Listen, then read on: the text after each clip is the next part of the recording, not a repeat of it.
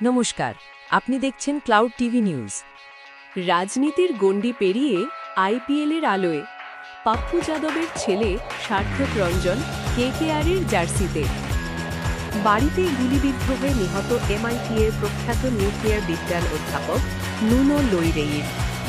১৯৭১-এর বিজয় দিবসের প্রাক্কালে বাংলাদেশে ভারতবিরোধী মন্তব্য, কূটনৈতিক মহলে বাড়ছে উদ্বেগ। আরও ২০টি দেশের ওপর ভ্রমণ নিষেধাজ্ঞা বাড়ালেন ট্রাম্প, আন্তর্জাতিক মহলে তীব্র প্রতিক্রিয়া।